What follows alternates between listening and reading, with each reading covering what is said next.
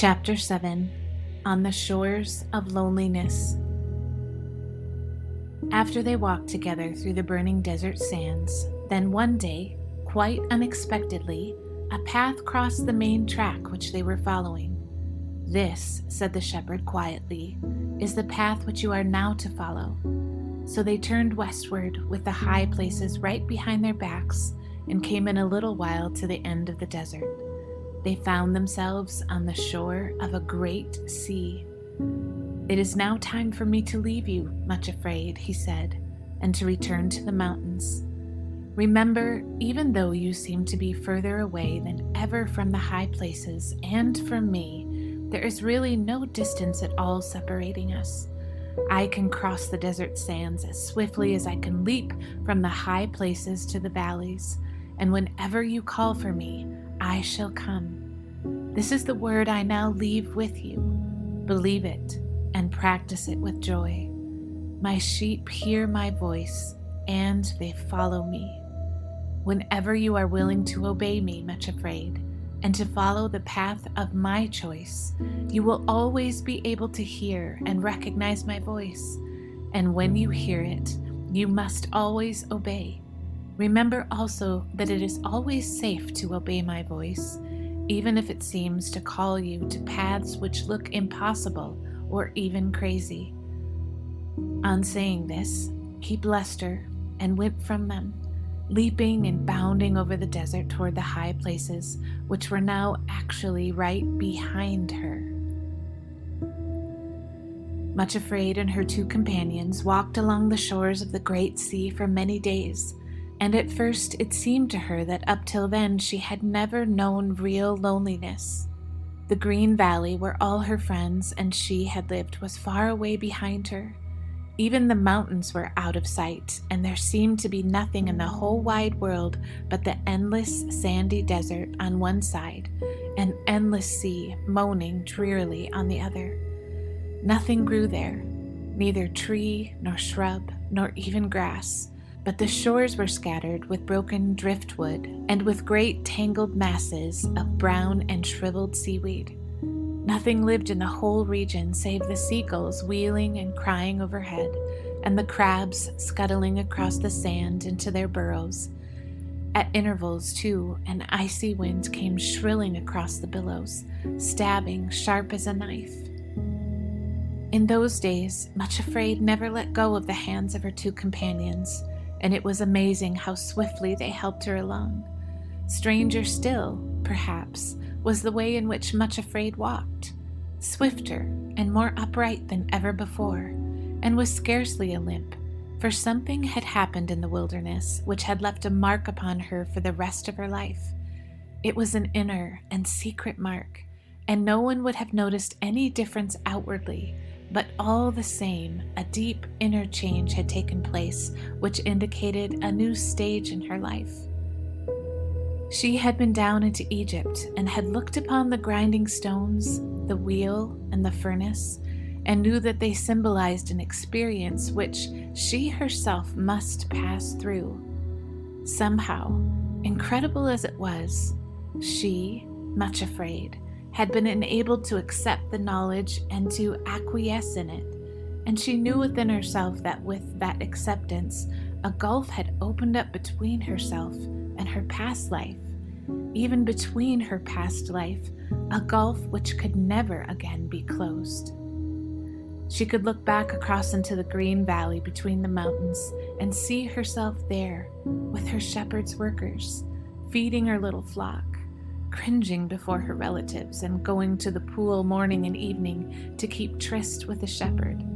But it was looking at somebody else altogether, and she said to herself, "I was that woman, but I am not that woman now." She did not understand how it happened, but what the shepherd had said had come to pass in herself. For those who go down into the furnace of Egypt and find their flower of acceptance come up changed, and with that stamp of royalty upon them. It is true that Much Afraid did not feel at all royal, and certainly did not as yet look it. Nevertheless, she had been stamped with the mark, and would never be the same again. Therefore, though she went with sorrow and suffering day after day along the shores of the great sea of loneliness, she did not go cringingly or complainingly. Indeed, gradually, an impossible thing seemed to be happening. A new kind of joy was springing up in her heart, and she began finding herself noticing beauties in the landscape of which until then she had been quite unconscious. Her heart often thrilled with an inner ecstasy when she caught sight of the sun shining on the wings of the wheeling seagulls, making them gleam as dazzlingly white as the snow on the peaks of the far-off high places.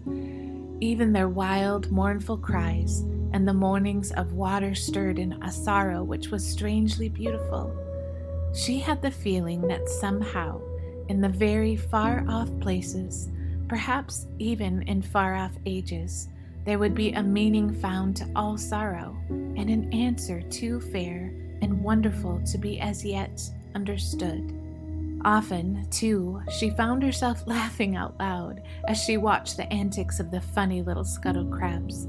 When the sun shone brightly, as it did at times, even the gray, dreary sea was transformed into a thing of surpassing beauty, with the light gleaming on the curving green breakers and the foaming spray, and the horizon blue as a midnight sky.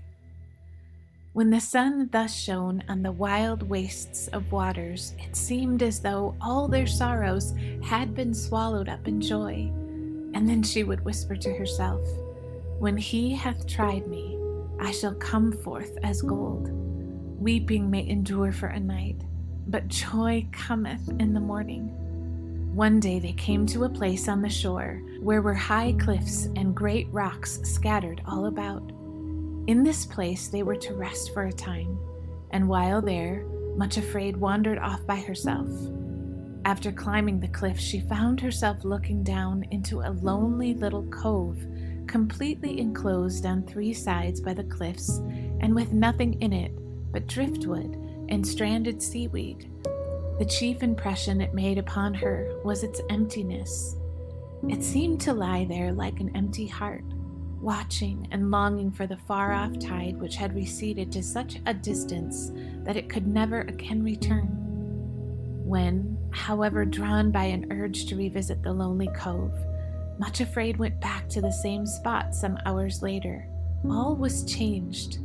The waves were now rushing forward with the strength of a high tide, urging them onward. Looking over the edge of the cliff, she saw that the cove, which had been so empty, was now filled to the brim. Great waves, roaring and laughing together, were pouring themselves through the narrow inlet and were leaping against the sides, irresistibly taking possession of every empty niche and crevice. On seeing this transformation, she knelt down on the edge of the cliff and built her 3rd altar. "Oh, my Lord," she cried, "I thank thee for leading me here. Behold me. Here am I, empty as was this little cove, but waiting thy time to be filled to the brim with the flood tide of love." Then she picked up a little piece of quartz and crystal, which was lying on the rocky cliff, and dropped it beside the other memorial stones in the little bag which she carried with her. It was only a short time after the building of that new altar that her enemies were all upon her again. Far away in the valley of humiliation, her relatives had been awaiting the return of Pride with his victim.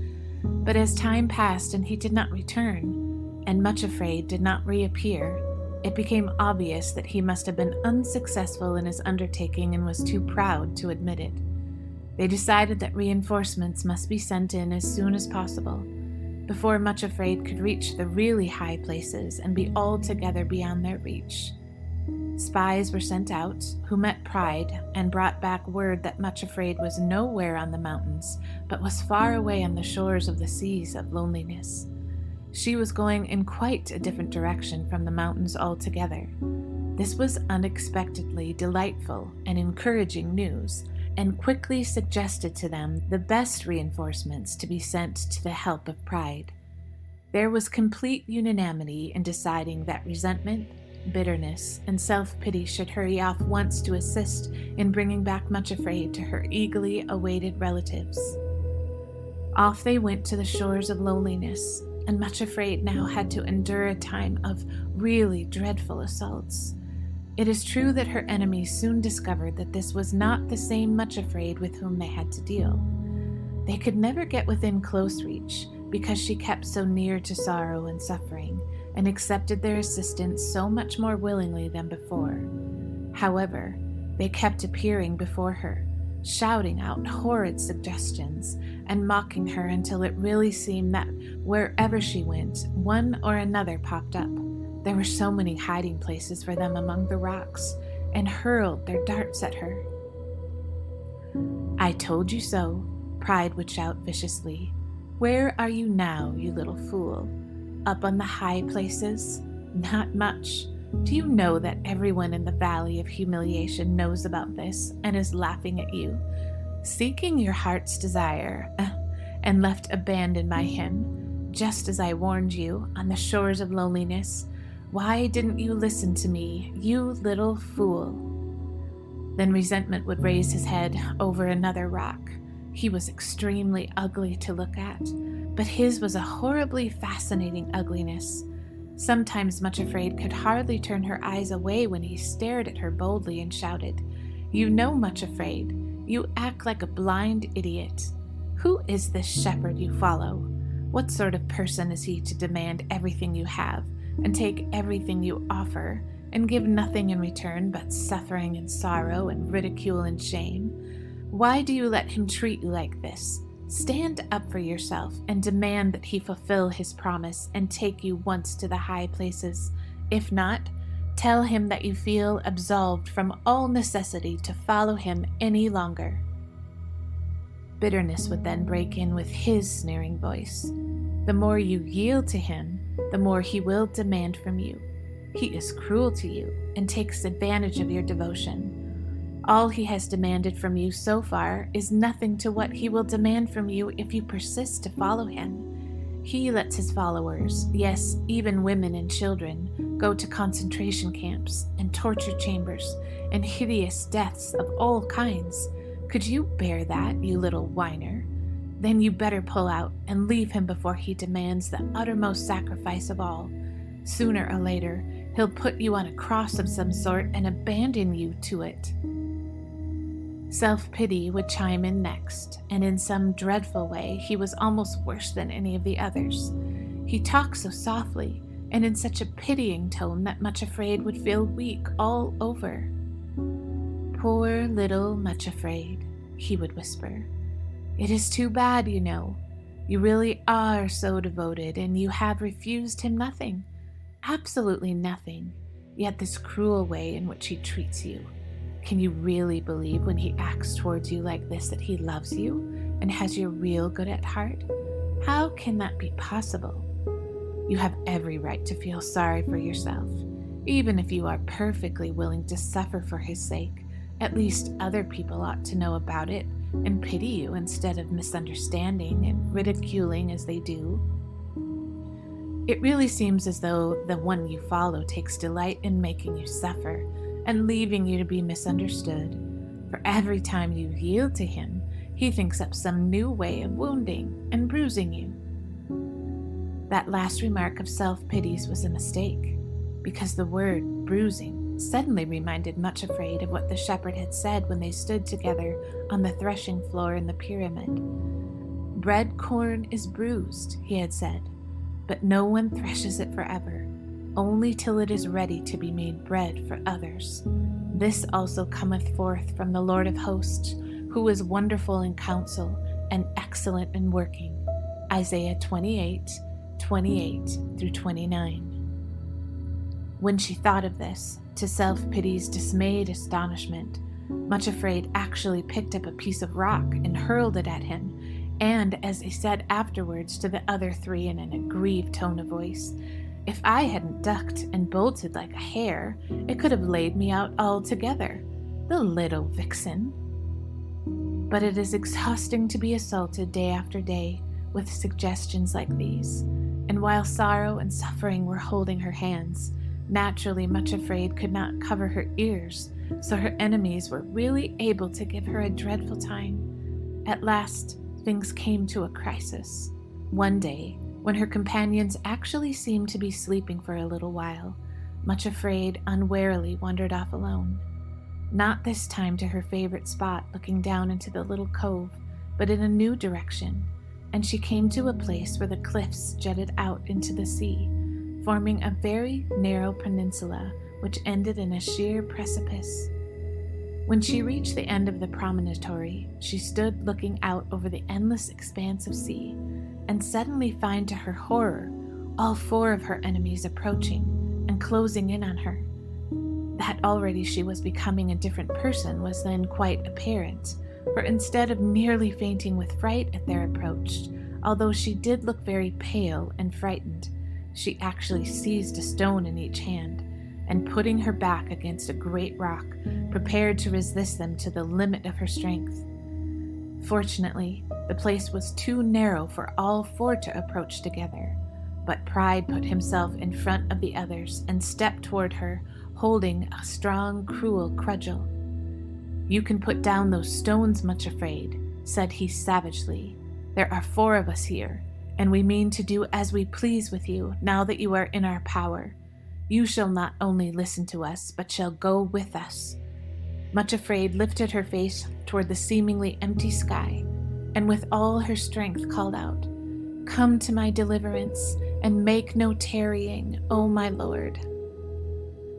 To the horror of the 4 ruffians, there was the shepherd himself, leaping toward them along the narrow promontory, more terrible than a great mountain stag with thrusting horns.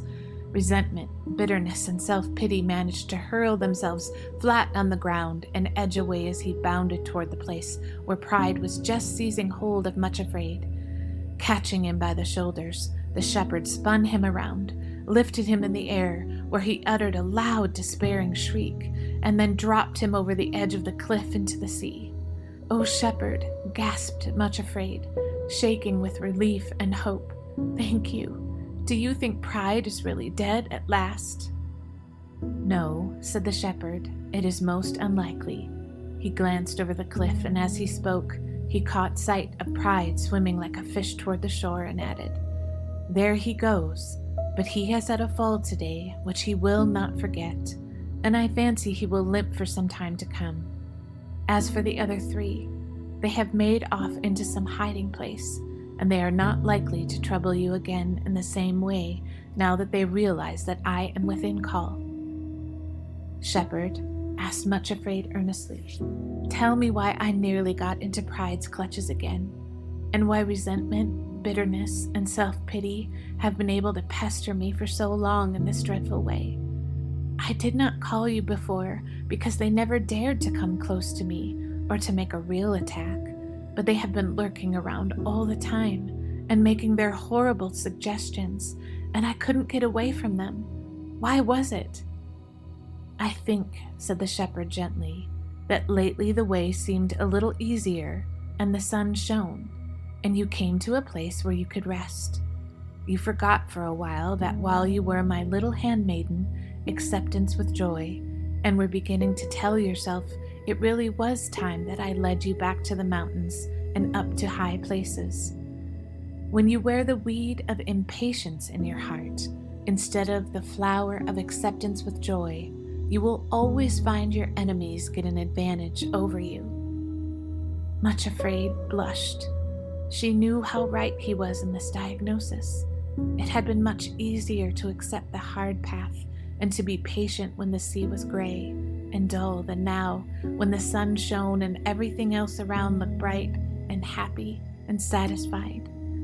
She put her hand in the shepherd's and said sorrowfully, "You are quite right. I have been thinking that you are allowing me to follow this path too long, and that you were forgetting your promise." Then she added, looking steadfastly into his face, "But I do tell you now with all my heart that you are my shepherd whose voice I love to hear and obey, and that it is my joy to follow you. You choose my Lord, and I will obey." The shepherd stooped down and picked up a stone from which was lying beside her feet and said smilingly, "Put this in your bag with the other stones as a memorial of this day, when for the first time you saw pride topple over before you, and of your promise that you will wait patiently until I give you your heart's desire."